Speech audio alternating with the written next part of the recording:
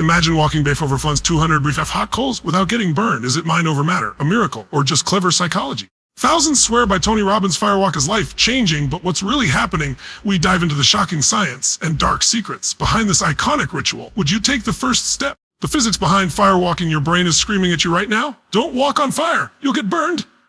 Everything in your biology says this should be impossible. Yet thousands of people do it every year without a single blister. Today, we're exposing the shocking science that makes firewalking possible and why everything you think you know about heat is wrong. 1. The temperature lie you told those coals aren't coals. They're burning at 1,200 degrees, 530 C, 650 degrees C.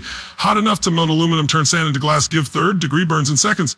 If you stand still, key insight to it's not about withstanding heat, it's about outsmarting physics. 2. The popcorn principles, why coals don't burn you. Coals are terrible conductors of heat because they're mostly carbons, like charcoal of air pockets. I like popcorn, have low heat capacity, transfer energy slowly, real-world comparison. Mantle 3 is Manchester, metal panston, burn, kench 1, 200 SF, 660 fix a 50 degrees C, coal to no burn. If you the laden frost effect, your secret force field when your slightly sweaty foot hits the coal. Sweat instantly vaporizes, creates a microscopic steam cushion, acts like a protective barrier C for about 1 second. Science fact, this same effect lets scientists dip wet hands in molten lead. 4. The speed equation that saves your skin heat transfer requires time. Here's the math average step, 0.5 seconds cold. To skin contact, 0.3 seconds, critical burn threshold. 1-2 seconds of contact, key insight. It's not mind over matter, it's physics over fear. 5, the 3 factors that cause actual burns. When people do get burned, it's always because of debris, twigs or rocks conduct heat faster than coals. Hesitation, pausing increases contact time. Poor coal prep, uneven beds create hot spots. 6. Why your kitchen is more dangerous than firewalking, surprising comparisons. Pilling 200 F is 930 degrees C, coffee type worse burns, touching a hot stove atop a more dangerous, walking on sun-baked pavement. To similar question to ponder, why are we more afraid of firewalks than everyday hazards? 7. The real magic trick and why it works. The physics makes it possible, but the psychology makes it powerful. Overcoming fear rewires your brain. If I can do this, mindset shift, group energy overrides individual doubt. Key insight, the firewalk isn't about the coals, it's about proving your brain wrong. Action time next time you see someone firewalking. Remember, it's not supernatural. It's a superior understanding of simple physics. But here's the real question. Now that you know the science, would you still have the courage to take that first step? The psychological power of the ritual. 500 people stand barefoot in the dark, staring at a 12-foot path of glowing coals. Their hearts race. Then they start running across. Not one person hesitates. Not one person backs out. How is this possible? The coals don't change. The people do. Welcome to the hidden psychology that turns ordinary people into firewalkers and what this reveals about reprogramming your mind. 1. The pre-walk brainwashing. Now that no one notices it, for 8 hours before the firewalk, participants are systematically prepared. Physical exhaustion from non-stop activities lowers critical thinking. Sensory overload with loud music, lights creates hypnotic states. Group chaining synchronizes heart rates and brain waves as studies prove this. Key insight. By firewalk time, their brains are primed to obey, not question. 2. The yes anchor that overrides fear. Trainers create psychological triggers. The crowd repeatedly shouted Wes, while pumping fists. Pair this with peak emotional moments at the firewalk. Shout S, triggering automatic compliance. Science fact. This anchoring technique is identical to how the military conditions soldiers. Cults create obedience. Advertisers build brand loyalty. 3. The bystander effect in reverse. Normally, crowds make individuals passive. Here, it's flip. Seeing others succeed creates, they can. I can mentality. Group energy overrides individual fear. A mirror, neurons fire like crazy. No one wants to be the only one who backs out. Real world comparison. This is why people do crazy challenges at frat parties they'd never attempt alone. 4. The pain paradox. Your brain has 2 pain systems. Physical pain, minimal with quick steps. Anticipatory pain, the real obstacle. The ritual destroys 2 by making the walk seem inevitable. Framing pain as empowerment, offering no alternative but success. Question Z. When has anticipation been worse than the actual event for you? 5. The transformation trick. After crossing, trainers immediately amplify the achievement. You just walked on fire. Link it to other goals.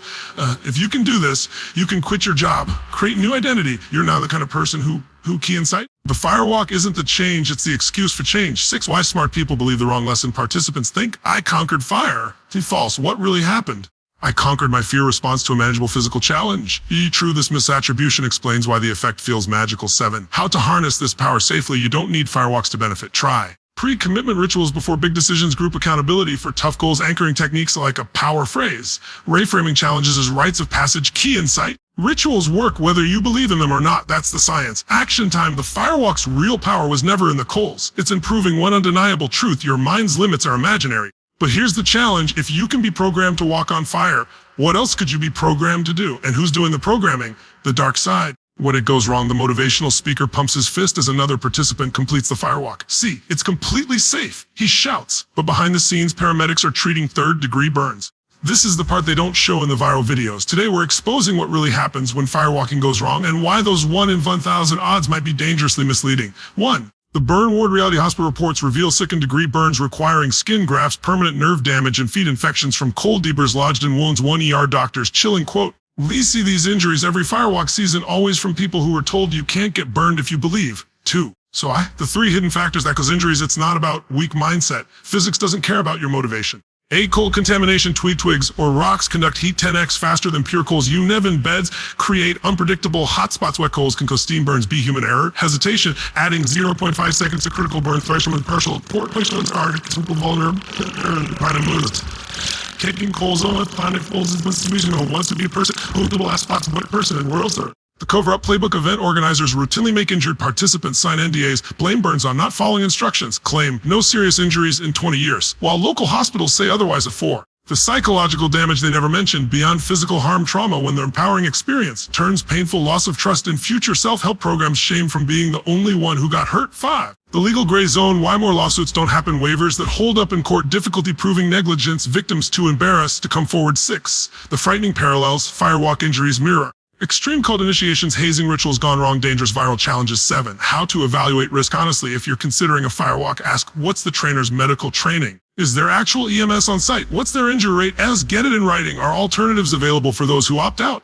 Action time. The Firewalk industry sells transformation, but real growth shouldn't require gambling with third-degree burns. Before you step onto those coals, ask yourself, is this really about overcoming fear? Or is it about proving something to people who profit from your pain? NLP and hypnosis. Robbins' secret sauce. You step into a Tony Robbins event. The music is pounding. The crowd is chanting. Within minutes, you're clapping, shouting, and believing things you'd never accept in a normal state of mind. What's really happening? This isn't motivation. It's programming. Today, we're pulling back the curtain on the NLP's neuro-linguistic programming and hypnosis techniques Robbins uses to rewire his audience's brains and why they work whether you realize it or not. 1. What is NLP? And why Robbins loves it. NLP is a psychological toolkit developed in the 1970s to hack human behavior. It combines hypnotic language patterns of words that bypass logics, anchoring, linking emotions to physical triggers, mirroring, copying body language to build instant rapport, key insight. Robbins didn't invent these tactics. He just weaponized them better than anyone else. 2. The 3-step brainwashing formula. Step line, break the critical mind before Robbins even speaks. His team exhaust you. Long hours, loud music, physical drills, overloads your senses. Light, sound, crowd energy, creates a herd mentality.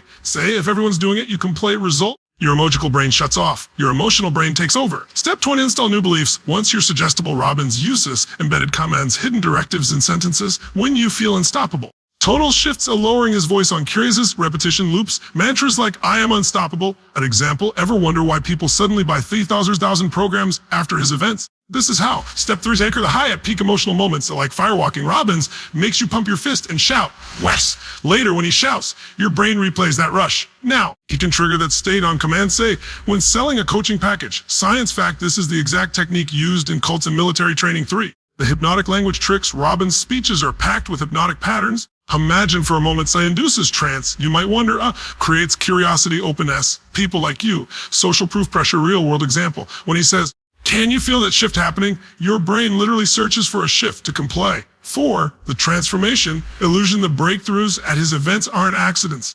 They're orchestrated by pre-selected participants of plants or repeat attendees, guided emotional releases, crying pull proof. It works peer pressure. If everyone's crying, you join in, key insight. The magic isn't in Robbins, it's in the system. 5, why it works. Even if you're skeptical, your conscious mind might resist, but your subconscious doesn't. Music chanting puts you in a theta brainwave states of hypnotic trance. Repetition rewires beliefs like advertising. Group energy overrides individual doubt. Question. How many decisions have you made in an emotional high that you later regretted? 6. The dark side, ethical or exploitative. NLP itself isn't evil. It's used in therapy and coaching, but critics argue Robbins uses it to sell overpriced programs, creates false memories of transformation, leaves people dependent on his events. I spent 30,000 chasing the high of that first Firewalk. It was just brainwashing. 7. How to spot and resist the tactics. If you ever attend an event, watch for emotional roller coasters, highs and lows, urgency tricks. Novice offer expires tonight. The protect yourself, pause before buying anything. The high fades fast. Ask, would I do this if I were calm? Remember, real change is gradual, not a 3-day miracle. Action time, NLP and hypnosis aren't magic. They're psychological tools, and Tony Robbins is a master craftsman. The real question is, are you using these techniques or are they using you? The aftermath do changes last. You just survived a Tony Robbins event. You walked on fire. You cried. You screamed breakthroughs. You swore your life would never be the same. But then you go home, the music fades, the crowd disappears, and suddenly that unstoppable version of yourself feels like a distant memory. So what really happens after the event wears off? Do people stay changed? Or was it all just an expensive adrenaline rush? When the 7-2-hour crash, neuroscience explains the post-event slump day 1 team. Brain flooded with dopamine and oxytocin, day 30 chemical come-downs, energy drops, doubts creeping, and day 70 back to baseline neurochemistry stabilizes, key insight. That transformation wasn't, but it was temporary, like a drug. The high always fades. 2. The 3 types of attendees. A, the relapsers, 80% return to old habits within weeks, feel shame for failing, often blame themselves. I didn't want enough to recyclers. The 15% to keep attending events to recapture the high, become dependent on the Robbins fix, spend thousands chasing the first breakthrough. See the rare 5% to evident list. Not the solution. Build systems to reinforce change, outgrow the need for motivational events. Question, which group would you fall into? 3. Why most changes don't stick. A, no follow up. System events teach what to change, but not how to maintain it. B, the magic pill. Myth, people expect the event itself to transform them, not the work after. Most emotion, real change requires rewiring your self-image, not just feeling pumped up. Key insight, motivation is a spark. Discipline is the fuel. Most people only get the spark. 4. The money-making secret. Robbins' business model depends on short-term changes. If everyone transformed permanently, they wouldn't need to come back. The event is a funnel to sell coaching or masterminds the real product. Hope, not results. Former employee. Quote, we were trained to say, if you're not getting results, you need the next program. 5. When it does work, the 5% who succeed, the few who sustain change, always create accountability. Join masterminds, hire coaches, focus on habits, not hype. Is daily routines, short event highs, outgrow the gurus. Use Robbins as a launch pad, not a crutch or rail. World example. So a client who used the environment his business, but credits his success to the daily grind after. 6. The psychological hangover many experience, post-event depression compared to the high. Normal life feels dull. Shame, why can't I stay changed? Cynicism says it all a scam. A key insight, the bigger the high, the harder the crash. 7. /last, if you want to. A, if the 24-hour rule, write your key takeaways immediately, before the high fades. Schedule a 1-week review to reassess. B, the 1% method, focus on tiny daily actions. Not overhauling your life. C, escape the cult. Ask you, am I growing or just addicted to the event? Well, action time. Here's the uncomfortable truth. No event can change you. Only you can. The firewalk isn't the finish line. It's the starting block. The real question isn't, did the event work? It's, did you work after the event? The money trail. You walk out of a Tony Robbins event feeling unstoppable, ready to change your life. Then comes the email. Time offer. Upgrade to our $5 platinum package. Wait, was this about your transformation or their bottom line? Today, we're following the money. How Robbins free events are actually a brilliantly designed sales funnel, and why that firewalk might cost you more than you think. 1. The free event, that's anything, but here's how the math really works. You pay nothing upfront, but your time, travel, hotel. Robbins makes knowledge on the event itself. It's a lost leader, the real profit. The back-end sales to 50 Zalata warmed up leads, key insight. The event isn't the product, you are. 2. The 3-tier sales funnel. Tier 1, the free event goal, get you emotionally charged to uncompliant upsells. 5,000 weekend intensives sold during the event at Tier 2A. The mid-tier programs goal lock you to the ecosystem. Examples, business mastery, a $500 date with Destiny, 4,000 to Tier 3. The high ticket draw will maximize lifetime value. Examples, platinum partnership, a $60,000 per year. Private coaching, Humming Class, former staffer quiet. We were trained to say, if money's an issue, you don't want it badly enough. 3. The psychological triggers that make you buy. Robbins' team exploits 4 brain hacks. Scarcity. Only 3 spots left at this price. Social proof. Look at all these people signing up. Authority. Tony says this is the key to success and reciprocity. What gave you this free event? Now invest in yourself. A key insight.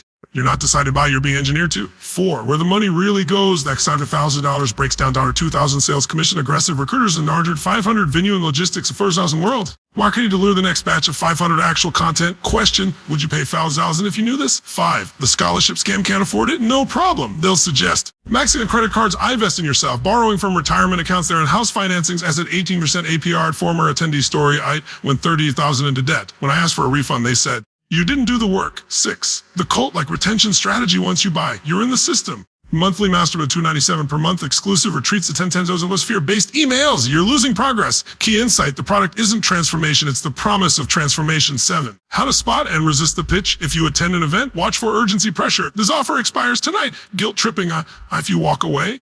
You're quitting on yourself. Vagueness, this will change everything, but no concrete ROI. Protect yourself. Wait 72 hours before buying anything. Ask for hard results data, not just testimonials. Remember, real change doesn't require a $5,000 an hour weekend. Action time. Tony Robbins isn't a scammer. He's a master marketer. The question isn't, are the events valuable? It's, are 50,000 valuable? Because here's the truth. Real transformation doesn't have a price tag. The verdict, empowerment or exploitation. 500 people just walked across burning coals. Some are crying with joy. Others are being treated for second-degree burns. The speaker declares, This proves anything is possible, but the woman bandaging her blisters isn't so sure. So who's right? Is this life-changing empowerment or dangerous exploitation? Let's weigh the evidence. 1. The case for empowerment. Proponents argue firewalking creates undeniable proof you can overcome fears, neuroplasticity, your brain literally rewires, builds group accountability for change, provides a rock bottom moment to build from real success story. I was stuck for years until that firewalk. 5 years later, I've doubled my income and left my toxic marriage. Mark 42:2. The case for exploitation. Critics counter that the risks outweigh the benefits as permanent injuries occurred. The transformation is chemically induced adrenaline plus peer pressure. It creates dependency on external events rather than internal growth. The real beneficiary is the organizer's bank account. Injury report. 3 attendees at a 2022 event required skin grafts after embedded coals caused third-degree burns. 3. The psychology of belief. Why do people defend it so passionately? Cognitive dissonance. I wrist burns. So are you supposed to be valuable? Such up everyone else says it worked. Sunk cost fallacies. I paid $3,000, so I have to believe it. K insight. The more someone invests his money, pain, risk, the harder they'll defend the experience. 4. When it crosses the line, clear exploitation occurs when risks are deliberately downplayed so you won't get burned if you believe. Participants are shamed for opting out. The only solution offered is buying more programs. Organizer quote, "We've never had serious injuries, while paramedics treat burns backstage at 5. The middle path. Perhaps the truth is, the experience itself is neutral. The value comes from what you do after. Like any tool, it can be used responsibly or recklessly. Alternative approach. Some trainers now offer empowerment challenges with similar psychological benefits but no physical risk. 6. How to tell if you're being empowered or used. Ask yourself, am I being pressured or respected? Are risks fully disclosed? Is there follow-up support or just another upsell? Would I do this if no one was watching? 7. The final judgment. After examining both sides, empowerment looks like informed consent, sustainable transferable skills. Exploitation looks like hidden dangers, temporary highs, continuous paywalls. Action time. The firewalk doesn't change you. What changes you is who you choose to be when the coal's cool. Was it worth it? That's not for me to decide. But if you're considering it, ask yourself one question: is this experience serving me, or am I serving someone else's business model?